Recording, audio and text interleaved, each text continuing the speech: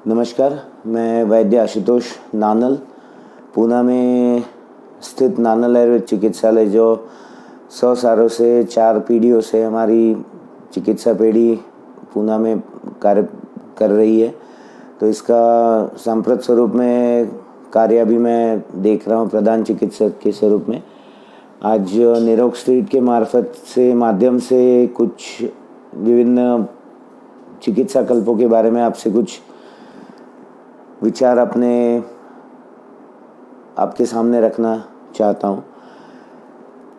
चिकित्सा में अगर हम देखते हैं कि नित्य चिकित्सा में जो पेशेंट हमारे पास आते हैं, इसमें अधिकतर जो लोड या जिसका विचार मैंने अभी तक किया है, इसमें देखा जाए तो अम्ल पित्त ये प्रधान व्याधि या फिर किसी अन्य व्याधि जो रुग्ण आपको बता रहा है कि हमें ये लक्षण होते हैं या हमें ये व्याधि है, हमें आईबीएस है या हमें हमारे प्रीडिस्पोजन फेज ऑफ डायबिटीज़ में हमें डाला है कि डायबिटीज़ होने वाला है या और भी कई बीमारियां है। पर इनमें अगर आप सेंट्रल लाइन चिकित्सा के स्वरूप में, निदान के स्वरूप में देखेंगे तो यहाँ पे अम्ल पित्त ये प्रधान संप्राप्ति हमें कहीं ना कहीं पे रुग्ण के स्वरूप में दिखती है। जब ये अम्ल पित्त की दिशा किस तरीके से होने वाली है या धातुगत तत्व किस तरीके से हो रहा है, ये समझने के बाद उसमें शीत पित्त होगा, वो लीन पित्त होगा या वो अम्ल पित्त होके कि रुग्ण को नित्य उल्लास हो रहा है, रोज सुबह छर्दी निकाल के वो जो भी संचित पित्त है वो रुग्ण बाहर फेंक रहा है और फिर रुग्ण को आराम मिल रहा है, ये उसके हेतुओं पे निर्भर करता है। अब इसमें अम्ल पित्त का निदान तो हम सभी लोग करते हैं, इसमें बहुत विशेष चर्चा में मैं अभी नहीं जाऊँगा। चिकित्सा के माध्यम से अगर देखा जाए तो पित्त का प्रकोप, ये जहाँ तक मैंने देखा है कि इसकी अवस्था हमें सुनिश्चित करनी पड़ती है और उस हिसाब से चिकित्सा अगर हम योग्य दिशा में प्रयुक्त करेंगे तो लाभ ये निश्चित होता है। अब भैषज रत्नावली जैसा ग्रंथ अगर आप देखेंगे कि अम्ल पित्ताधिकार, अगर आपने उसमें रोगाधिकार निकाला तो उसमें आपको कई सारे कल्प मिलते हैं, अवस्थाएं मिलती है, अवलेह मिलते हैं, चूर्ण मिलते हैं, घृत मिलते हैं, तैल कल्पना मिलती है, परपटी मिलती है, अन्य रसकल्प मिलते हैं। ये सबका अधिकार एक ही है कि अम्ल पित्त, पर इनका प्रयोग किस तरीके से करना है कि आप कहाँ पे अवलेह इस्तेमाल करोगे, कहाँ पे आप परपटी इस्तेमाल आपको करना है, कहाँ पे गुटीवटी इस्तेमाल करना है, कहाँ पे चूर्ण इस्तेमाल करना है या कहाँ पे घृत कल्पना इस्तेमाल करनी है, ये हमें व्याधि की अवस्था देख के तय करना है। तो व्याधि अवस्था में अगर हम प्रायः देखें कि पूर्वरूप अवस्था में है तो शोधन साध्य, पूर्वरूप अवस्था में प्रायः व्याधि शोधन साध्य हम कह सकते हैं कि शोधन करने के बाद जो पूर्वरूप उत्पन्न उपस्थित करने वाले जो दोष है उनका अनुलोमन या ऊर्ध्व दिशा से शोधन करने के बाद वो उपद्रव मूल्य नहीं करते हैं, क्योंकि पूर्वरूप अवस्था में व्याधि का बल बहुत ज़्यादा नहीं रहता है, दोषों का बल ज़्यादा रहता है। इसलिए व्याधि की अभिव्यक्ति या पूर्व रूप में वो जाहिर करना शुरुआत करती है कि भाई मैं भविष्य में ये व्याधि होने वाला है।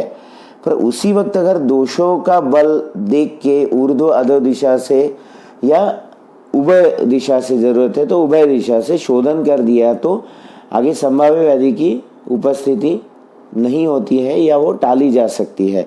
In certain cases it can B prolonged, कि आज नहीं होगा पर वो शायद अगर रुग्ण ने आहार विहार पथ्य का पालन नहीं किया तो हो सकता है कि 6 महीने बाद वापस लक्षणों की उत्पत्ति हो सकती है, वापस रुग्ण उसी साइकिल तक पहुंचेगा।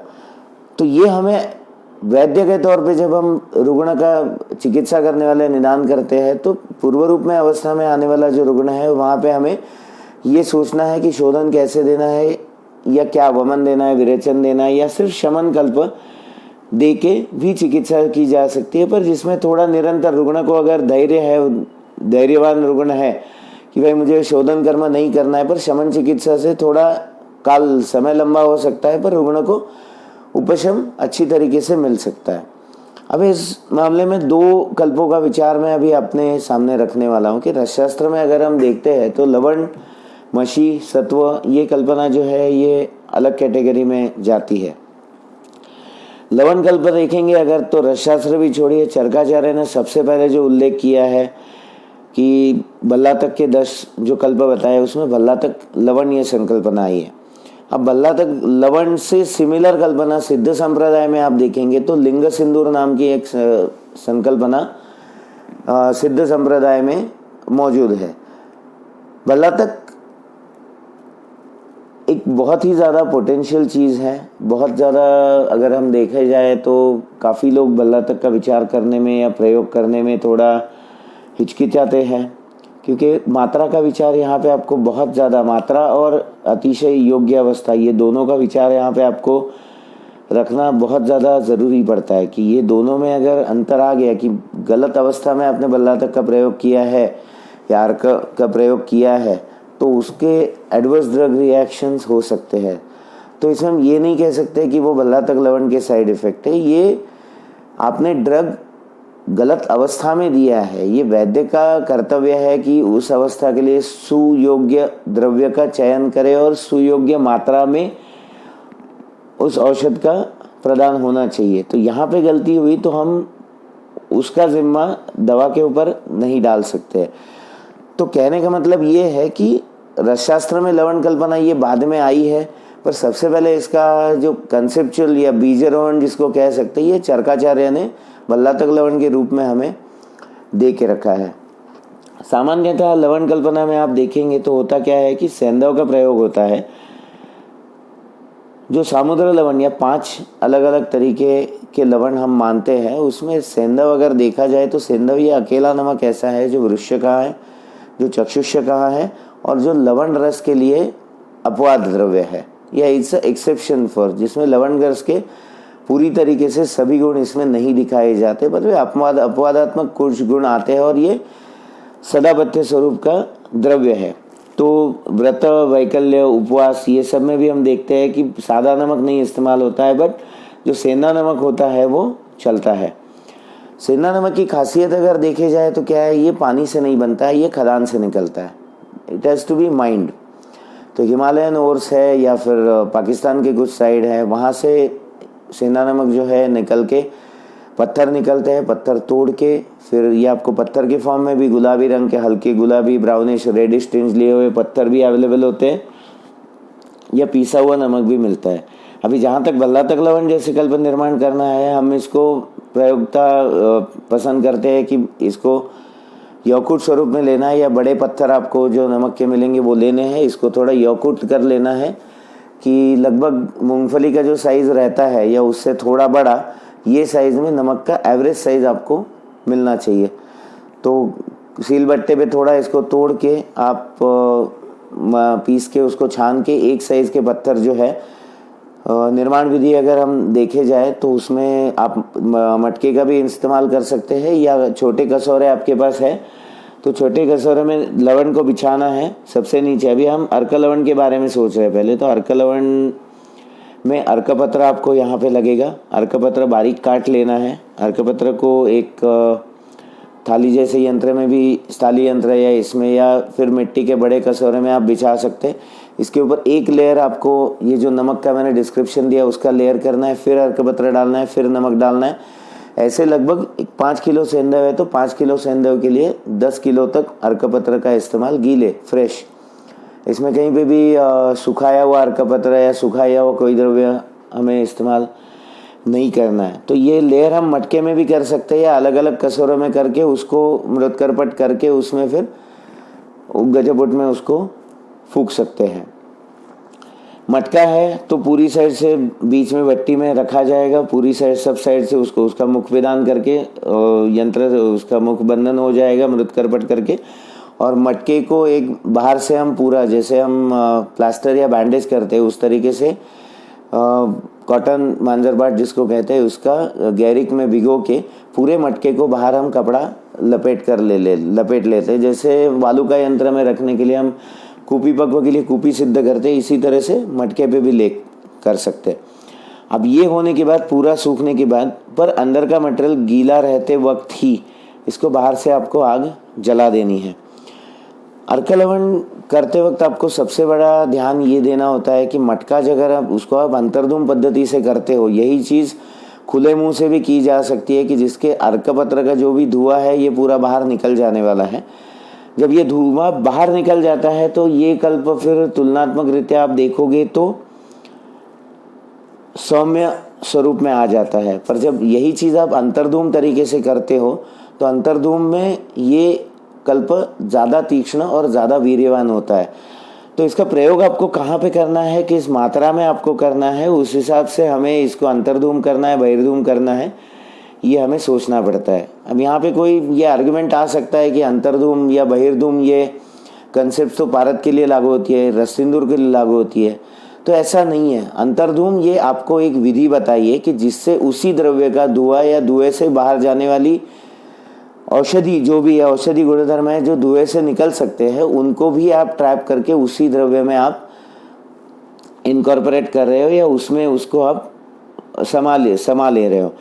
अब फर्क क्या होता है कि बहिर्धूम में आपने अगर अर्कपत्र और ये सब करके कंडों की राशि कर दी और उसके ऊपर सब उपले कंडे लगा के जला दिया, तो वो शाम तक सेट पूरा ठंडा होने वाला है। स्वांगशित होने के बाद जो भी नीचे लवण है वो संस्कारित होता है, वो निकाल लो, उसको महीन पीस करके आप रख लो और चिकित्सा में ले लो।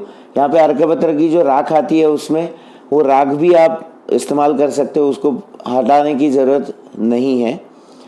ये थोड़ा आपका ऐश ग्रे कलर में जाएगा, ये डार्क ब्लैक कभी भी नहीं होगा क्योंकि इसमें हीट की मात्रा ये कंपैरेटिवली ज़्यादा रहती है। तो सब चीज़ जलने के बाद it comes to a very nice grey, ash grey colour जिसको हम कह सकते हैं। अब बहिर्धूम में आपको सबसे बड़ा विचार ये करना है कि आँच ये एकदम से तेज़ नहीं होनी चाहिए, नहीं तो मटका फूट के, क्योंकि अंदर जो प्रेशर बिल्ड होता है, आप मृतकर्पट कर रहे हो, तो इसलिए पोरोसिटी जो भी मटके की हम कहते हैं कि जिसमें सूक्ष्म छिद्र होते हैं जिससे धुआं या जिसमें पानी झर के बाहर आता है, तो ये छिद्र भी हम वहाँ पे पिदान कर रहे हैं उसका मृतकर्पट से। तो टेक्निकली ये होना चाहिए कि ये आज धीरे धीरे धीरे बढ़नी चाहिए, it should come to a peak, और उसके बाद में वो उसी पीक से कम होती जानी चाहिए।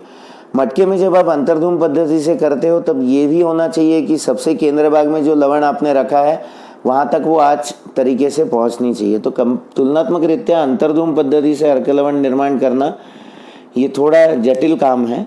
बहिर्धूम से उसमें बहुत ज़्यादा क्लेश नहीं होता है। बहिर्धूम से निर्माण किया जो कल्प है ये दोष में भी थोड़ा तुलनात्मक रीत्या ज़्यादा इस्तेमाल करने का ज़रूरत पड़ सकता है, पर ये दोनों के मेरिट्स एंड डीमेरिट्स ये अलग है कि जहाँ सूक्ष्म स्रोतोगामी तो आपको चाहिए, व्याधि जीर्णकालीन व्याधि है, धातुओं में उत्तरोत्तर धातुओं में व्याधि या दोषबल या संप्राप्ति लीन हो चुकी है और वहाँ से उसे आपको निकालना है, तो वहाँ पे अंतर्धूम तरीके के कल्प का इस्तेमाल करना। ये मैं जो बता रहा हूँ ये मैं इन जनरल बताऊँ कि मकरध्वज आपको जैसे कोई सिंदूर है वो आपका अंतर्धूम में मिलता है, बहिर्धूम में मिलता है।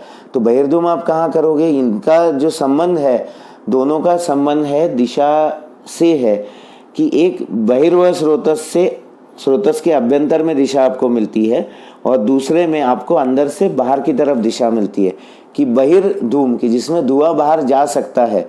तो जो कल्प सिद्ध होते हुए धुआं पूरा बाहर उसमें से निकला हुआ है, वो कल्प शरीर में भी उसी तरीके की फिजियोलॉजी को बूस्ट करने वाला है, प्रमोट करने वाला है। और दूसरा जो है कि धुआं अंदर जनरेट हो रहा है पर वो उधर ही उधर अंदर जीर्ण करते पचन होते हुए उधर लय हो रहा है। तो जब अतिशय सूक्ष्म स्रोतोगामित्व है कि जहाँ पे स्रोतसों में आम बसा हुआ है या आम का संचय बहुत ही ज़्यादा मात्रा में है, वहाँ पे अंतर्धूम कल्प का इस्तेमाल हमें ज़्यादा लाभदायी होता है। ये आप सिद्धांत के तौर पे, चिकित्सा सिद्धांत के तौर पे आप इसको ले सकते हो कि जहाँ पे भी अंतर्धूम बहिर्धूम, फिर दो अलग तरीके बताए क्यों। वैसे भी अंतर्धूम ज़्यादा पोटेंशियल होता है। अगर आप गंधक जारणा में भी देखेंगे रस सिंदूर में कि बहिर्धूम अगर आपको करना है तो गंधक अगर आपने समगंध गंधक जारणा की है कि 1 किलो पारे में 1 किलो गंधक डाला है तो उसके गुण आते हैं 1/4 रस सिंदूर के, मतलब वो समगंध ही हुआ। पर वही आप अगर अंतर्धूम में आप 1 किलो गंधक और 1 किलो पारद की कज्जली बना के अगर रस सिंदूर बनाते हैं तो वो चतुर्गुण गंधक जीर्ण के आते हैं, क्योंकि जो गंधक जारणा के प्रोसेस में उड़ के बाहर निकल जाता है वो सब गंधक अंदर ही अंदर पारद में जीर्ण हो रहा है। तो उसका जो अधिकतम वीर्य पारद को प्राप्त होकर कल्प की सिद्धि होती है कि 1.5 गुना अगर हमने गंधक लिया तो 6 गुण जारित गंधक रस सिंदूर आपको मिल जाता है। वही बहिर्धूम में आपको करना है तो 1 किलो गंधक के लिए आपको 1 किलो पारद के लिए लगभग 6 किलो गंधक का जारना आपको करना है। और उसके बाद में जो सिंदूर प्राप्त होता है वो सिंदूर होता है आपका षटगुण गंधक जारित। तो ये अंतर्धूम और बहिर्धूम का एक बेसिक डिफरेंशिएशन हो गया और उसका चिकित्सा के जो प्रैक्टिकल इम्प्लीकेशंस हम कह सकते हैं वो यहाँ पे आ गए। अब अर्क लवण का निर्माण कैसे करना है, ये आपके घर के बैकयार्ड पे या टेरेस पे भी आप कर सकते हो। इसके लिए कोई बहुत ज़्यादा क्लिष्ट या इसमें बहुत ज़्यादा बदबू फैल रही है या ऐसे कोई प्रॉब्लम्स नहीं हो सकते। Like you can manufacture it yourself. अर्क ये हर जगह मिलने वाली चीज़ है। इसमें वेरिएशन आपको लाना है तो यूपी नॉर्थ साइड में अगर देखा जाए तो मदार ज़्यादा मात्रा मिलता है एज कम्पेयर टू अर्क। अर्क इज़ नीले या लाल फूल होते हैं, मदार इज़ वाइट फूल होते हैं। मदार से करोगे तो कल्प और सौम्य होता है। अर्क आप नीले फूल वाला या लाल फूल वाला लेने वाले हो तो कल्प तीक्ष्ण होता है।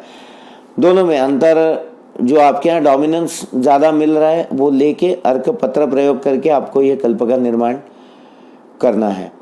अभी हम अर्क लवण का थोड़ा चिकित्सा के अनुसार से देखेंगे कि निर्माण विधि हो गई। निर्माण विधि में अगर बना बनाया भी चाहिए तो बना बनाया अर्क लवण भी आपको मिल जाएगा, जिससे लेके आप चिकित्सा में रुग्णों पे उसका प्रयोग शुरुआत कर सकते हो। अब अर्क लवण में चिकित्सा में हम आते हैं तो क्या क्या अवस्थाएं हैं जहाँ पे अर्क लवण का एज अ प्राइमरी ड्रग चयन किया जा सकता है। ये पैटर्न थोड़ा बताते वक्त मैं डायरेक्टली व्याधि तक तो हम जाएंगे ही, पर दोषों के बारे में हम लोग पहले विचार करेंगे, दूषों के बारे में विचार करेंगे, मलों के बारे में विचार करते हैं, जिससे कि 1-to-1 कोरिलेशन में कि भाई शिरशूल, कफ शिरशूल है, अर्क लवण ये डोज में इतना लो, पानी के साथ लो, अदरक के साथ लो या गुनगुने जल के साथ लो। ये पैटर्न अडॉप्ट करने से अच्छा है कि उसके पीछे की जो थ्योरी है, रैशनल ऑफ ड्रग डिजाइनिंग हम जिसको कहते हैं, ये भी थोड़ा समझ लेना उचित होगा, ऐसे मेरा मानना है। इस विधि में क्या होता है कि जो भी कल्प हम कर रहे हैं इसी तरीके से अन्य कोई भी द्रव्य लेके आप लवण के ऊपर उसके गुणों का आलोडन करके लवण के मार्फत वो गुण शरीर में आप पहुंचा सकते हो। अब लवण ही क्यों? तो लवण ये एक चीज़ ऐसी है जिसको शरीर में हर जगह में एवरी माइन्यूटेस्ट सेल या सूक्ष्माति सूक्ष्म स्रोतस तक लवण की गामिता है। लवण ये इजीली तुरंत देने के बाद ये रसगत होने वाली चीज़ है। इसको आहार रस तक परिणमन हो के कि भाई आहार रस निर्माण हुआ, आहार रस से फिर व्यान के बाद में वो आहार रसव स्रोतस में गया, फिर रक्त में गया, इसकी ज़रूरत नहीं होती है। लवण का संबंध खास करके सैंधव वृक्ष है तो रस धातु से लेके शुक्र तक, चक्षुष्य है मज्जा तक, ये सरल संबंध अपने को वहाँ पे दिखता है। तो जब जो भी द्रव्य उसके साथ आप जोड़ने जा रहे हो वो अग्नि संस्कार के साथ, अग्नि संस्कार क्यों? लवण को फिर आप कहोगे कि लवण को सिर्फ अर्कपत्र सरस की भावना देते हैं या फिर उसमें घोल के रिक्रिस्टलाइजेशन कर देंगे तो वही चीज़ होने वाली है, पर वो नहीं होता है। उसमें जो गुणों का आदान होता है कि अर्कपत्र के गुणों का आलोडन हो जाएगा कि लवण को, चलिए लवण ये एक ही है। वैसेज्य कल्पना अगर आप देखेंगे तो लवण की कोई भी कल्पना नहीं बनती है कि न लवण को कोई भावना होती है, न लवण का कोई आगे प्रक्रिया निर्माण होता है। लवण का यही है कि इस तरीके से लवण पे गुणों का आलोडन करके आप वो कल्प चिकित्सा में प्रयोग कर सकते हो। तो जब अग्नि संस्कार वहाँ पे हो रहा है तब ये अर्कपत्र है या भल्लातक लवण लेते हो, भल्लातक का जो तेल, नेचुरली तेल जो गर्मी से निकलता है, ये सब नीचे गिर के उसके संस्कार उस लवण पे होते जाते हैं और जो वो खींचते जाता है, जिनका अभिवहन वो बाद में शरीर में जाके it multiplies them, it multifolds that those properties and उसको फिर रस से लेके शुक्र तक, रस ओज तक, स्तन्य तक ये आगे पहुंचाते जाता है। अभी हम थोड़ा अवस्था का विचार करेंगे तो अर्क ये उष्ण तीक्ष्ण स्वरूप का द्रव्य है। प्राय अगर देखेंगे कि उपविश्वों में अर्क का अनुभव अंतर्भाव हमारे निघंटुकारों ने किया है। अर्क के प्राय वैशज्य रत्नावली देखेंगे तो कर्णशूल या इनमें आपको कर्णशूल तेल है, उदर में कई ठिकानी अर्क प्रयोग है। अर्क के पत्रों का हम लोग पट्टबंधन, जैसे उदर में उदर पट्टबंधन के लिए, यकृत वृद्धि में, प्लिया वृद्धि में, जहाँ कफवातज अवस्था है वहाँ पे पेट पे बांधने के लिए भी पेशेंट को अर्क पत्र का इस्तेमाल करने के लिए कहते हैं। अभी हम लवण कल्पना में देखेंगे तो keeping in mind that Lavan, Sendhav has same set of properties. So Arka Lavan is going to have properties of Arka plus Sendhav, और ये दोनों के संयोग से नए गुणों का जो उद्भव उसमें हुआ है, ऐसे 3 सेट हमें वहाँ पे पाए जाते हैं। तो अभी विभाग अगर करना है तो पहले अर्क के द्रव्य को या अर्क पत्र के गुणों का विचार आप अलग से करो, सेंधव का विचार अलग से करो, और फिर हम सोचते हैं कि ये दोनों इकट्ठा आने के बाद अग्नि संस्कार से उसमें क्या क्या गुणों का आदान होगा। तो पहली सीढ़ी से कूदना है, मैं नहीं कूद पाता हूँ, ये मैं नहीं कर पाऊंगा, तो ये है, ये अश्रद्धा है। तो रस प्रदोष में जहाँ पे अश्रद्धा ये लक्षण सबसे पहले आ जाता है, तो ये मानस भाव से जुड़ित लक्षण है। अगर रुग्ण का आप चिकित्सा करने से पहले निदान करते वक्त मानस भाव का भी परीक्षण अलग से करेंगे, तो कई बार आपको जहाँ पे रसक्षय की अवस्था है, आप पेशेंट को अगर पूछेंगे कि आपको रोने जैसे लगता है क्या, और डू यू ब्रेक डाउन या इमोशनल ब्रेक डाउन बर्स्ट आजकल बहुत जल्दी होते हैं कि आप बहुत जल्दी टूट जाते हो, रोने लगते हो, तो पेशेंट आपको हाँ करके ही जवाब देता है। सो दैट मीन्स कि रस धातु की अवस्था है, इसका एग्जैक्ट एनालिसिस आप वहाँ पे कर रहे हो। तो अभी कमिंग बैक टू अर्क लवण, कि मैंने ये क्यों कहा कि जहाँ मानस भावों का लक्षण है, मानस भावों का संबंध है, और हमें कुछ चिकित्सा में उस तरीके से विचार करके लाभ देना है, वहाँ पे ये विष प्रधान जितने भी द्रव्य है ये अल्प मात्रा में प्रयुक्त किए जाए तो ये मानस भावों तक आपकी प्रधान दवा को पहुँचाने का काम बहुत अच्छी तरीके से करते हैं। ये मैंने क्यों एग्जाम्पल आपको दिया है, जो मैंने थोड़ी देर पहले लिंग सिंदूर आपको सिद्ध संप्रदाय के बारे में कहा कि सिद्ध लिंग सिंदूर ये प्रायः त्वचा रोगों में, कुष्ठ में, अष्टादश कुष्ठों में इस्तेमाल होता है। तो यहाँ पे सेंधव द्रव्य नहीं है, यहाँ पे हिंगुल रखा है इन्होंने। तो सिमिलरली अर्क पत्र का प्रयोग करके हिंगुल का पत्थर रख के, कि हिंगुल का जो भी डली है वो रख के उसके ऊपर आप अर्क हिंगुल करके भी प्रयोग कर सकते हो। नाउ द कंसेप्ट मैंने आपको शेयर किया है, तो उसका इलेबोरेशन और प्रैक्टिकली कितना आप एक्स्ट्रापोलेट करके उसको इस्तेमाल कर सकते हो, ये वैद्य करके आपके ऊपर जिम्मेदारी है। आप इसके ऊपर काम जितना चाहे कर सकते हो। इसी तरह से मेंसिल में भी काम से हो सकता है, मल्ल की डलीब के भी काम हो सकता है, पर हर एक में ध्यान रखिए, हड़ताल पे भी काम हो सकता है, पर हर चीज़ में अग्नि का मान अगर यदि आपको नहीं आया तो हड़ताल, मेंसिल, हिंगुल ये चीज़ें हैं जी उड़ जाने वाली है। सेंधव में क्या है, आग का अंदाज़ा आपका गलत भी हुआ तो सेंधव उड़ने वाला नहीं है, वो उधर ही डला वैसे का वैसे रहने वाला है, उसको कुछ भी फर्क नहीं पड़ेगा। तो इसमें एक सबस्ट्रेट है कि जिसपे आप गुण आलोडित कर रहे हो, और दूसरा पार्ट है जिसके गुण आलोडित हो रहे हैं। तो अगर सबस्ट्रेट आपका ऐसा है कि जो उड़ जाने वाला है, तो आग का प्रमाण ये जो है ये बहुत मंद होता है। इसमें एक कंसेप्ट हम और भी करते हैं कि वीर्य औषधि अगर और भी ज़्यादा वीर्यवान करनी है तो इस पे गुणों का आलोडन ये मल्टीपल टाइम्स, मल्टीफोल्ड्स भी हम करते हैं। जैसे हम केमिस्ट्री में देखते हैं कि एक सुपर सैचुरेटेड सॉल्यूशन नाम की कंसेप्ट होती है कि आप शक्कर या नमक पानी में डालते जाओ, उसके बाद में होता है कि एक लिमिट के बाद में घुलता नहीं है। सो हर द्रव्य की, जैसे हिंगुल लिया, मेंसिल लिया, ताल लिया, हरताल लिया आपने, या मल्ल लिया, सेंधव लिया, तो हर एक का जैसे कोई द्रव्य योगवाही होता है वैसे हर द्रव्य की एक क्षमता होती है कि कितने गुणों का आलोडन ये उस पे हो सकता है कि जो शरीर में जाने के बाद वो उनका फिर से विलोडन होने के बाद कार्य सिद्धि दे सकता है। जहाँ तक तीक्ष्ण द्रव्यों का विचार जाए तो हमें यहाँ पे एकादश आवर्तन तक भी हम यहाँ पे जा सकते हैं कि वही सेंधव है जिसको एक से बजाय हम 10, 12, 11 बार तक अर्क में सिद्ध करके भट्टी में फिर इस्तेमाल कर रहे हैं। यहाँ पे अगर आप कैमरा थोड़ा ले सकेंगे,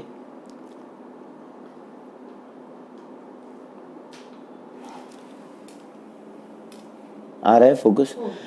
ये अभी आप यहाँ पे अर्क लवण देख रहे हैं, ये अर्क लवण जो है ये एक ही बार इसका पाक किया है और ये अंतर्धूम पद्धति से किया है, तो इसलिए इसका वर्ण आपको जो काला है। और जो दूसरा मैं बता रहा था ये नारिकेल लवण है, पर उसमें अर्क लवण का भी कलर इसी शेड में आ जाता है कि जो बहिर्धूम पद्धति से निर्माण करते हैं। अब ये काले रंग का जो है, हम ये नियमित स्वरूप से चिकित्सा में हम इसको इस्तेमाल में ला रहे हैं। रंग का, वर्ण का कोई विशेष इसमें स्वरूप होता है, मतलब महत्व होता है, ऐसे मैं नहीं कहूँगा कि जेट ब्लैक ही होना चाहिए। It can be ash grey या थोड़ा डार्क ग्रे भी, एट टाइम स्टील ग्रे तक भी शेड इसमें जा सकता है।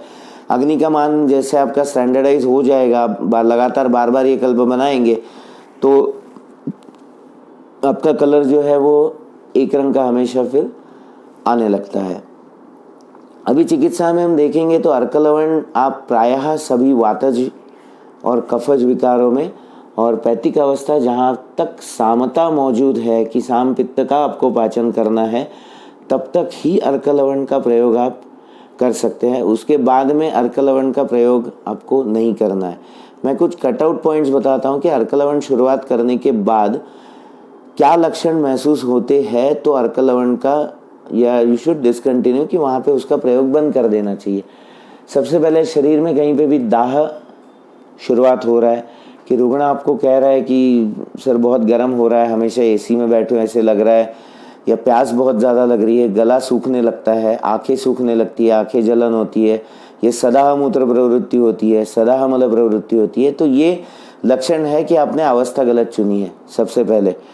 पर यदि पहले कुछ डोज शुरुआत करने के 8, 10, 15 दिन, 20 दिन बाद पेशेंट आपको बताता है कि सर नहीं हो रही है, तो इसका मतलब है कि इसकी गामिता जो है ये मांस धातु तक गई है और ये जल का उदक का शोषण कर रहा है, निर्माण कर रहा है। इसीलिए शरीर में कुछ जगह पे आपका उसका प्रभाव है, उसका ये कार्यकारित्व है। लेकिन जिस दिन रुग्ण आपको कहेगा कि गलशोष हो रहा है, तालुशोष हो रहा है, प्यास बहुत ज़्यादा लग रही है, पेशाब में जलन भी हो रही है, तो उस वक्त आपको डोज या तो कम करते जाना चाहिए या फिर डोज आपको रोक देना चाहिए और उससे हल्का या उससे कम स्वरूप का जो पाचन द्रव्य है उसका चयन आप वहाँ पे कर सकते हो। तो ये इसके कहाँ तक प्रयोग करना है और कहाँ पे आपको इसको रोकना है। अभी व्याधि के बारे में हम इंडिविजुअलाइज व्याधि के बारे में हम देखते जाते हैं। तो ज्वर से शुरुआत करते हुए देखेंगे तो ज्वर में वातिक ज्वर में है, पैथिक में आपको नहीं इस्तेमाल करना है। पैथिक में दाह, तृष्णा, पिपासा, दौर्बल्य ये सब लक्षण मौजूद पहले से ही होते हैं। कफज ज्वर में आप इसको इस्तेमाल कर सकते हो। सन्निपातिक ज्वर जितने भी आए हैं उसमें कफ प्रदान या फिर सन्निपात किस तरीके का है, वहाँ पे अर्क लवण का प्रयोग सन्निपातक विनाशन जो द्रव्य है, जैसे महाकल्याण का अगर आप देखेंगे तो सन्निपात में सन्निपात हरम परम करके उसमें रेफरेंस हमें मिलता है। तो इस तरीके से एडजुवेंट कल्प जो है इनके साथ में अर्क लवण का प्रयोग आप वहाँ पे दे सकते हो। दूसरा, अगर आप बालकों में आप देखोगे कि मैं ये नहीं कहूँगा 2 या 3 साल के बच्चों को अर्क लवण का प्रयोग करना चाहिए, पर अर्क लवण का प्रयोग अलग तरीके से किया जा सकता है कि जैसे 50 मिलीग्राम की मात्रा है और उस बच्चे के पूरे दिन भर के पीने के पानी में आप अर्क लवण 50 मिलीग्राम मात्रा में मिला के दे रहे हो। इससे क्या हो रहा है कि आप हमेशा अक्सर देखते होंगे कि कुछ माता पिता हमारे पास आते हैं कि हमारे बच्चे को रिकरेंट इन्फेक्शंस होते हैं, हल्का बुखार आता है, फिर एंटीबायोटिक देना पड़ता है, सर्दी खांसी होती है, सांस फूलती है, एट टाइम्स डॉक्टर फिर नेबुलाइजर सजेस्ट करते हैं कि दिन में 1 या 2 बार पंप दो, और ये साइकिलिकली 6, 7, 8 महीने रिपीट होते रहता है। यहाँ पे भी अर्क लवण का प्रयोग हम कर सकते हैं कि जो भी चिकित्सा, प्रधान चिकित्सा आपको देनी है, प्रधान चिकित्सा दे के उस वक्त आपको अगर लग रहा है कि भाई बाल चतुर्भुज देना है, स्वर्णमालिनी वसन देना है, महासुदर्शन देना है, परिपाठा देना है, जो भी होने के बाद आपका रुग्ण एक बार ठीक हो गया, उसके बाद में अपुनर्भव के लिए कि अग्नि का परिपालन होते रहे, अग्नि वर्धित रहे और इस अग्नि से शरीर में अन्न जो आ रहा है या अन्न भक्षण हो रहा है उसका पाचन होकर अतिरिक्त मात्रा में दोषों का उत्पन्न नहीं होना है, तो अर्क लवण जैसा कल्प फिर यहाँ तक मैं कहूँगा कि 50 मिलीग्राम की मात्रा पूरे दिन की, जो भी वाटर बॉटल बच्चा स्कूल में कैरी कर रहा है उसमें आप वो पानी में डालो और वो पानी दिन में लो। अब 50 milligram is a very small dose which is not actually going to interfere with the taste of his or her drinking water, but being potent medicine ये पूरे दिन भर में पानी के मात्रा में जाने वाला। अब इसमें एडवांटेज, सबसे बड़ी लाभ क्या चीज़ होती है, आप देखोगे कि पानी ये एक ही चीज़ ऐसी है कि उदक दशांजलि है शरीर में, उसके बाद में सब एक एक का अंजलि प्रमाण में कम होते हुए आते हैं। पानी ये एक ही चीज़ ऐसी है कि जिसको शरीर में जहाँ जहाँ पे रस धातु को गामित्व है, गति है, वहाँ तक पानी को गति है। तो पानी के द्वारा जो दवा जाने वाली है, जैसे सिद्ध जल संकल्पना हम कहते हैं कि धनिया जीरे का सिद्ध जल है, तो उसमें धनिया जीरे के गुण जो पानी पे आलोडित हो रहे हैं उबालने के बाद, वो पूरे शरीर में पहुंच के क्लेद का हरण करके उसको कोष्ठ में लाके मूत्रल स्वरूप में उसका फिर मूत्र से या पुरुष से जो भी मात्रा है वहाँ से प्लेट का निरण कर देते हैं। वही चीज़ अर्क लवण के बारे में हमें मिलती है। सेम आप स्वर्ण सिद्ध जल का भी इस्तेमाल वहाँ पे कर सकते हो, जहाँ पे थोड़ा एक्स्ट्राऑर्डिनरी अगर इम्यूनिटी बूस्ट करनी है तो हमारे ट्रेडिशन में जो देखते हैं कि 1 ग्राम स्वर्ण और 1 से 1.25 लीटर पानी की 1.25 लीटर को उबाल के 1 लीटर तक रखना है और पूरे टाइम उबलते वक्त उसमें 1 ग्राम का प्योर 24 कैरेट गोल्ड का टुकड़ा ये रहना ही चाहिए। जो थोड़ा आजकल हम देखते हैं कि स्वर्ण प्राशन या पुष्य नक्षत्र पे स्वर्ण मधु या इनका स्वर्ण रसायन वगैरह देते हैं, ये तो विधियाँ ठीक है, इसमें कुछ गलत बात है ऐसा नहीं, ये करने भी चाहिए। पर स्वर्ण रसायन ये ऐसी चीज़ है कि ये नित्य स्वरूप में अगर फॉलो की जाए, नित्य स्वरूप में की जाए तो इसका लाभ सबसे अधिक स्वरूप में मिलता है, जो कि व्याधि क्षमत्व के स्वरूप में हमारे सामने आ जाता है। तो उसमें स्वर्ण सिद्ध जल ये सबसे आसान और सबसे किफ़ायती तरीके का रसायन है जो घर में सब लोग फॉलो कर सकते हैं। प्रमाण यही होना चाहिए, अगर घर में सब लोग यही पानी पीने वाले हैं तो 5-6 लीटर पानी लगने वाला है तो 5 ग्राम का टुकड़ा आप रखो। यदि बच्चों को देना है 1 लीटर पानी इस टू 1 ग्राम का टुकड़ा, उससे ज़्यादा इसका प्रोपोर्शन कभी भी नहीं होना चाहिए। That is not at all recommended. तो ये नित्य स्वरूप में आप स्वर्ण सिद्ध जल अगर रसायन यहाँ पे काम में लाते हैं तो ये सबसे बड़ी बात होने वाली है। तो coming back again to our अर्क लवण, तो अर्क लवण का इस तरीके से रुग्ण का दोषबल देख के सिद्ध जल स्वरूप में आमवात में भी आप प्रयोग कर सकते हैं कि दिन में जो गुनगुना पानी पीना है, फिर दिन भर में max to max dose of around 500 to 750 milligram depending upon concentration. आपने अंतर्धूम तरीके से बनाया, बहिर्धूम तरीके से बनाया है, आप बेटर वे शुरुआत में आपको लेना है तो टाइट्रेशन पैटर्न में आप डोज के लिए जा सकते हो। जैसे 100 मिलीग्राम से 4-5 दिन आपने शुरुआत किया है कि दिन भर में 100 मिलीग्राम पानी में आप दे रहे हो। क्या लक्षण हो रहा है संधि में, अगर आमवात का पेशेंट है, संधि में मार्दव जो संधिशूल है उसमें पेन कम हो रहा है, या बाकी संधि में जो मोबिलिटी हम कहते हैं कि स्तंभ है जहाँ पे, तो संधि स्तंभ कम हो रहा है, क्षुद्बोध हो रहा है, अग्नि का वृद्धि हो रही है, ये देख के फिर आप उसमें डोज बढ़ाते जा सकते हो। ये क्लिनिकल या ड्रग का एंड पॉइंट मार्कर कैन भी सदा मल प्रवृत्ति। तो वहाँ तक जब तक नहीं जा रहा है वो डोज उस पेशेंट के लिए उचित है। मात्रा की व्याख्या हम क्या कहते हैं, बेसिकली चिकित्सा का क्या है कि दोष दूष्य सम्मूर्छना, जो दोषों का विमार्ग गमन है या दोषों की दृष्टि हुई है, इसका छेदन करके उनका साम्य परिपालन करना, ये चिकित्सा की व्याख्या है। इसके लिए साधन क्या है, तो साधन औषधि है। तो जैसे हम केमिस्ट्री में एक एक्सपेरिमेंट करते हैं कि आपको एक अल्कलाइन या एसिड का सॉल्यूशन देते हैं और दूसरा द्रव्य आपको हाथ में पकड़ाते कि भाई इससे इसको टाइट्रेट करना है। हम क्या करते हैं, पिपेट के नीचे या ब्यूरेट के नीचे जो भी कोनिकल फ्लास्क में पहला जो टाइट्रेट करना है वो सॉल्यूशन लगाते हैं और दूसरा सॉल्यूशन ड्रॉप बाय ड्रॉप हम ऊपर से छोड़ते जाते हैं। एक ड्रॉप गिरने के बाद नीचे वाले सॉल्यूशन में आपको क्या दिखता है, there is a slight colour change, you keep on shaking it and keep on titrating और neutralising the solution till it comes to a level of pH 7।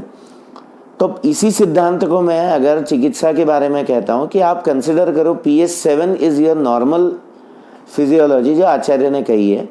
अब कहीं पे आप अल्कलाइन हो जाते हो तो आपको एसिडिक चीज से न्यूट्रलाइज करना पड़ता है, मतलब चिकित्सा के जो द्रव्य है वो अलग हो जाते हैं। अब इसको आप लंघन ब्रहणीय अध्याय लगाइए, इसको आप संतर्पण अपतर्पण लगाइए, या जिस तरीके से आप अगर संहिता में देखेंगे तो यही चीज आपको मिलेगी कि कुछ XYZ हुआ है, उसको आपको ठीक करना है। तो यहाँ पे एक चीज आपको होती है कि एज अ वैद्य आपको जजमेंट पहले दिन ही आ जाता है या आ जाना चाहिए धीरे धीरे कि कितनी मात्रा में हमें दवा देनी है जिससे एग्जैक्टली ये संप्राप्ति न्यूट्रलाइज होकर हमें चिकित्सा का कार्य सफल होगा।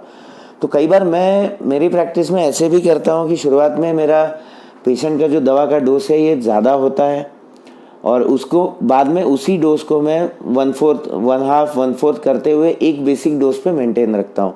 इसमें होता क्या है कि मिलने वाला लाभ जो है, ये लाभ बहुत ज़्यादा क्विक रिजल्ट्स मिलते हैं। सो पेशेंट कंप्लायंस जो होता है, विषगवश्यता जो हमारे यहाँ कहते हैं, विषगवश्यता ये सिर्फ आपका नाम सुन के, या विषगवश्यता ये सिर्फ आपके पेशेंट काउंसलिंग टेक्निक से नहीं आती है। Whatever techniques you are counselling, you are delivering, वो रिजल्ट्स उतने अगर क्विकली रिफ्लेक्ट भी होते हैं तो ये विषयवश्यता बहुत ज़्यादा मल्टीफोल्ड हो जाती है और जो हमेशा लॉन्ग लास्टिंग होती है। एंड सेकेंडली कि हमारा मोटो क्या है कि पेशेंट अगर बोल रहा है हेडेक हो रहा है, तो हेडेक में मैंने शिरशूल में ये देखा है कि शिरशूल में नस से मैंने सिंपल गोग्रुत का 60-60 बिंदु दोनों तरफ की 64 बिंदु की उत्तम मात्रा हमारे यहाँ ग्रंथ ने बोली है। 60-60 बिंदु तक मैंने रुग्ण को नस से दिया है और तुरंत माइग्रेन्स के अटैक तक भी अगर आप देखते हो तो वो तुरंत कम हो जाते हैं और फिर अगले 5-5, 6-6 घंटा there are no repeat attacks of migraine. Patient का कंप्लायंस बहुत आ जाता है कि भाई मुझे टैबलेट कोई लेना नहीं पड़ा, I am comfortable, I am much more compliant, और पेशेंट अगली बार ये चीज़ खुद से करता है। तो ऐसा नहीं है कि 60 बूंद मात्रा नाक में डालने के लिए वो कहाँ जाएगा, वो CSF में जाने वाला है, गले में जाने वाला है। आप इतना यकीन रखो कि ग्रंथकार ने आपको 64 बिंदु उत्तम मात्रा बताई है, आप उसके अंदर खेल सकते हो। तो अर्कलवण पे अभी हम आते हैं कि आमवात जैसी अवस्था में अभी कहा रहा था कि जहाँ पे स्तंभ है, स्तंभ का भेदन करना है, आम का हमें पाचन करना है, वहाँ पे जो भी पाचन द्रव्य आप इस्तेमाल कर रहे हो, बाकी चिकित्सा आपकी है, एरंडस ने इस्तेमाल कर रहे हो, गंधरस्थादि एरंडस ने इस्तेमाल कर रहे हो, या वैतरण बस्ती होगा, बाकी कोई बस्ती अगर उन्हें आप देने वाले हैं तो बस्ती के माध्यम में भी निरूह में या अन्य कोई भी बस्ती प्रकार में भी अर्कलवण का प्रयोग, अब जैसे आप सेंधव का प्रक्षेप करते हो उसकी जगह अर्कलवण का प्रक्षेप करेंगे तो आपकी बस्ती ज़्यादा फलदायी रहने वाली है। अमवात के बाद अगर हम अभी देखते हैं कि कफज रोग, प्रतिशय है, पीनस है, कास है, श्वास है, कि जहाँ पे कफ प्रदान संप्राप्ति है, कफ निष्ठिवन है, वहाँ पे कफ विलयन, कफ छेदन के लिए मधु, सेंधव, प्लेन देना है तो उसकी जगह आप अर्कलवण का प्रयोग करो। इसे कफ का छेदन होते रहेगा, कफ का लेखन होते रहेगा। लेखनम इज व्हाट पत्तलीकरणम दोषाणम, की घन स्वरूप में जो दोष है उनको पतले फॉर्म में, altering their rheology, altering their viscosity. Rheology का मतलब क्या है, मैं अगर यहाँ पे कहूँ कि कोई चीज़, शहद गाढ़ा होता है, कैस्टर ऑयल गाढ़ा है, कोकोनट ऑयल गाढ़ा है, बट इनकी हर एक की कंसिस्टेंसी अलग अलग है। They don't share the same amount of thickness what they have। कि पानी पतला है, पानी से दूध थोड़ा गाढ़ा होगा, दूध को अगर अपने रबड़ी जैसे थोड़ा बना दिया तो वो और थिक हो जाता है। तो इसकी कंसिस्टेंसी अल्ट्रेशन की द्रव गुण का प्राधान्य उसमें कैसे है क्या है, ये जो चेंजेस लाए जाते हैं ये लेखन कर्म है। अब लेखन मतलब पत्तलीकरणम दोषाणम। फिजिक्स का थोड़ा अगर हम फिजिक्स के बारे में सोचते हैं तो वहाँ पे क्या आएगा आपके सामने कि दो परमाणु उस धातु के या दोष के जो उनका बंध जो है, बंध जितना क्लोज होगा उतनी उनमें घनता या सांद्रता होगी। उनके बीच में जैसे जैसे द्रव के परमाणु होने वाले हैं या other parametric factors which can alter them are like your temperature. तो प्रायः उष्ण गुण का द्रव्य जब यहाँ पे आप इस्तेमाल करते हो लेखन के लिए, जैसे मैंने अभी आपको अर्कलवण बोला, बल्लातक लवण है, सेंधव है, नवसागर है, मचा है, मरीच है, शुंठी है, तो ये प्रायः उष्णवीर्य वाले जितने भी द्रव्य आपको दिखते हैं ये क्या करते हैं, तो ये दो जो द्रव के परमाणु है या दोषों के जिनका संघात, जिनकी वजह से उसमें सांद्रता ज़्यादा आई है, इन बॉन्डेजेस को ये तरल स्वरूप में एक से दूसरे के पास से दूर करना शुरुआत करते हैं, जिससे पत्तलीकरण होता है कि दोषों का लेखन होता है। और उसके साथ में ये शोधन द्रव्य अगर आप प्रयोग करेंगे तो शोधन से ये दोषों का शरीर में कोष्ठ से, छर्दी से हो सकता है, ऊर्ध्व मार्ग से हो सकता है, अधो मार्ग से होता है, ये दोष शरीर से बाहर शोधन होके निकलने वाले हैं। अब हम आगे अवस्था पे देखते हैं कि स्त्री रोग में जाते हैं, जहाँ पे प्रदर जैसी अवस्था है वहाँ पे अर्कलवण का प्रयोग आपको नहीं करना है, लक्षणों में वृद्धि आपको मिल सकती है। पर ये जहाँ पे धातुक्षय जन्य श्वेत प्रदर है या विलंबित रज है कि 2-2, 3-3 साल तक, 2-2, 3-3 महीने तक पीरियड्स ही नहीं आ रहे हैं, उससे ज़्यादा भी समय हो रहा है पीरियड्स नहीं है। एक तरफ आप देखते हैं कि पीसीओडी या पीसीओएस में पर्टिकुलरली देखा जाए कि ओबेसिटी बढ़ रही है, स्थौल्य यहाँ पे आ रहा है और इसका परिणाम कि शरीर में अवरोध है जिसकी वजह से रज की निर्मित है। विलंबित रज है तो विलंबित रज क्यों है ये हमें सोचना पड़ता है। या तो रज की उत्पत्ति नहीं हो रही है और इसीलिए वो बाहर नहीं जा रहा है, या इसीलिए आर्तव प्रवृत्ति आर्तव दर्शन नहीं हो रहा है। और दूसरी अवस्था ये होती है कि रज की उत्पत्ति हो रही है, पर मार्गावरोधजन्य वात प्रकोप होने से उस रज का, उसका जो अभिव्यक्ति स्थान है वहां तक वो रज जा नहीं पा रहा है, इसीलिए उसका शरीर में संचर हो रहा है। फिर उस अवस्था में ये लक्षण आपको दिखते हैं कि स्तन गौरव होगा, ये स्तन में शूल होगा, स्तन में ग्रंथियां हो सकती है, the lady can be very irritated at times. तो ये रज के संचय के लक्षण जो है ये हमें देखने पड़ते हैं। अब जहाँ पे उत्पत्ति हो रही है और फैसिलिटेशन करना है कि मार्गावरोध दूर करना है, अर्कलवण can be a drug of choice. फिर स्त्री रोगाधिकार में जो भी बाकी कल्प आए हैं जो इसके साथ में आपको जोड़ के प्रयोग करने हैं आप दे सकते हैं, या एकेरी अल्कलवण का भी आपने प्रयोग किया तो भी उसमें कोई दिक्कत नहीं आ सकती है। अब श्वेत ब्रदर में बारे में अगर मैं विचार करूंगा तो कई बार ऐसे देखा जाता है कि बहुत समय तक of cycle and on cycle, देख एक मिनट पॉज करिए।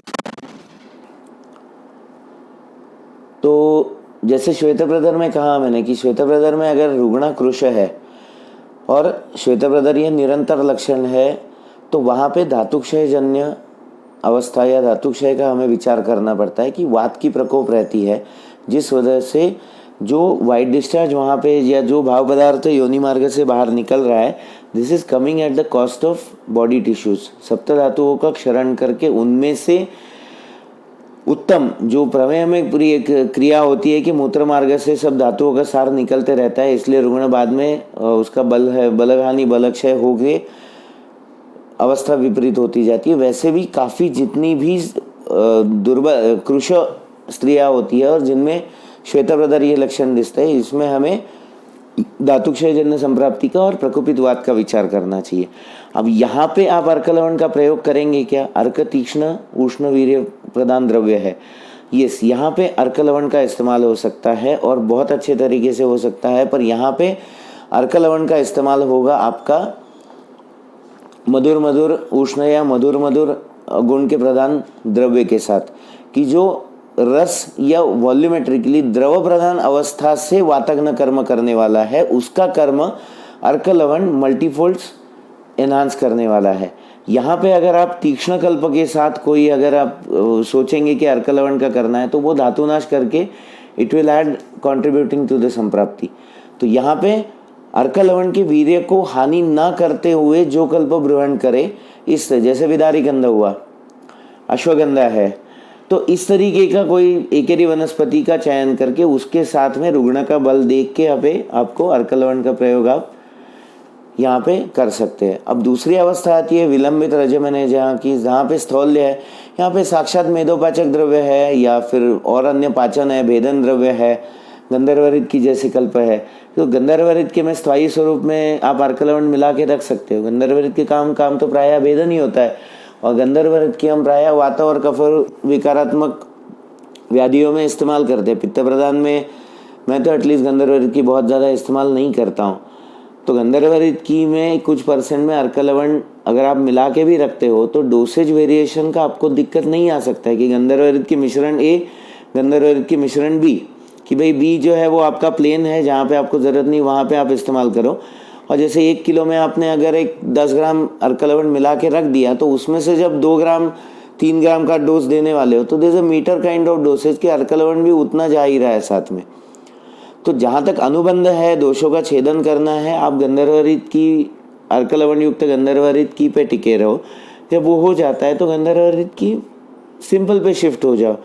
ये एक मॉड्यूलेशन का मैंने तरीका दिया कि किस तरीके से प्रचलित आपके प्रैक्टिस में आप अर्कलवण जैसा कल्प इस्तेमाल कर सकते हो। ये स्त्री रोग के बारे में हमने देखा, बालकों में हमने इसमें देखा, आमवात के बारे में हमने विचार किया है। काश्वास की दूसरी जैसे अवस्था होती है, तो यहाँ पे अर्कलवण का एक्सटर्नली उपयोग होता है कि अर्कलवण की पोटली भी आप बना के रुग्ण को दे सकते हो कि छाती पे महानारायण तेल हुआ, सहचर तेल हुआ, या अन्य जो भी आपके निर्गुंडी तेल है, दशमूल तेल है, या जो भी what ever is your oil of your choice, ये देने के बाद अर्कलवण की पोटली से उसको आप रुक्ष स्वेदन के लिए अर्कलवण का इस्तेमाल आप कर सकते हो। पर इसमें एक चीज़ है कि इसमें पोटली स्वेदन एक 8, 10, 15 दिन होने के बाद इस अर्क लवण को आपको डिस्कार्ड कर देना है। जैसे सामान्य लवण में वही पोटली अपनी महीनों महीने चलती है, क्योंकि वहाँ पे the role is merely to heat transfer, पर यहाँ पे नहीं है। उस लवण में से जो अर्क के गुण है वो गुण भी आपके पूरे वहाँ पे समाने वाले हैं। तो जो छेदन करना है या long term use of bronchodilators, Asthalin जैसे जो स्प्रेज आते हैं which can be grossly termed under bronchodilators और रिलेटेड कैटेगरीज, इससे अगर आप देखेंगे तो इनकी प्रक्रिया कैसे होती है कि आप बरसात के सीज़न के बाद देखते हो कि किसी भित्ति का दीवार पे आप देखते हो कि शैवाल जमा हुआ है। जैसे बारिश बंद हो जाती है क्या होता है, ये शैवाल जो है ये सूख जाता है। पर इसका मतलब ये हुआ क्या कि ये शैवाल ख़त्म हो गया वहाँ से? नहीं, जैसे ही उस पर थोड़ा सा भी पानी गिरा, उसको पानी मिला तो वो फिर से हरा हो जाता है और it returns back to the slime. So exactly bronchodilators क्या करते हैं? ब्रोंकोडायलेटर्स एक तो they are dilating the walls of your passage, तो पैसेज बड़ा होने से सबसे पहले सांस लेना आसान हो जाता है। बट इसके साथ में what they are doing in addition कि वहाँ पे जो कफ और ये म्यूकस सीक्रेट हुआ है उसकी लाइनिंग जो है इसको ये सुखा देते हैं।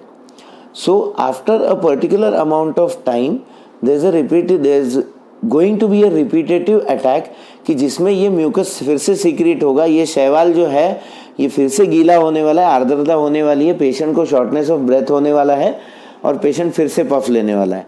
तो इसमें अभी आप इमेजिन करो जो 2-2, 4-4, 10-10 साल पफ ले रहे हैं, इनमें लंग्स में या प्राणव स्रोतस में क्या स्थिति उत्पन्न होती होगी।